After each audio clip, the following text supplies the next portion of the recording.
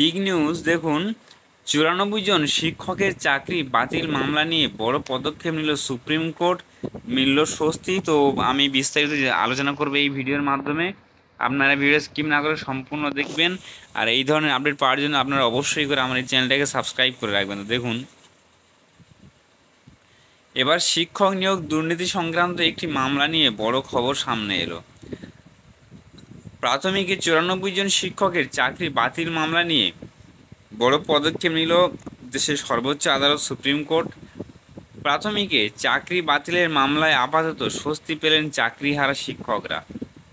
প্রাইমারিতে 94 জনের চাকরি বাতিল মামলায় শুনানি চলছে হাইকোর্টে। সেই শুনানির উপরে স্থগিতাদেশ দিল সুপ্রিম কোর্ট।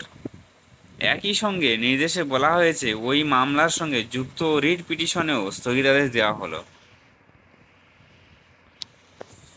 গত বছর নভেম্বরে চাকরি বাতিল হয়ে যায় 94 জন প্রাথমিক শিক্ষকের। যারা চাকরি হারান তারা সবাই মানিক ভট্টাচার্যের আমলে চাকরি পান।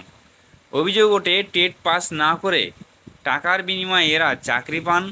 চাকরি বাতিল করেন প্রাক্তন বিচারপতি অভিজিৎ গঙ্গোপাধ্যায়। সোমবার ওই নির্দেশ দিয়েছেন বিচারপতি অভয় এস ওকা এবং বিচারপতি আগস্টিন জর্জ।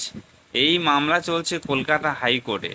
পাশাপাশি এ নিয়ে আরও একটি মামলা উঠছে সুপ্রিম কোর্টে। সেই মামলাতেই হাইকোর্টে চলা মামলার শুনানির উপরে স্থগিতাদেশ দিল সর্বোচ্চ আদালত। আগামী 2 সেপ্টেম্বর মামলার পরবর্তী শুনানি।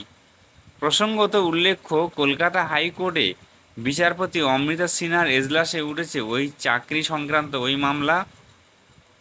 সুপ্রিম কোর্টের ওই স্থগিতাদেশের পর হাইকোর্টে থাকা লিপস অ্যান্ড বাউন্সের মামলাও আপাতত স্থগিত থাকতে পারে বলে মনে করা হচ্ছে।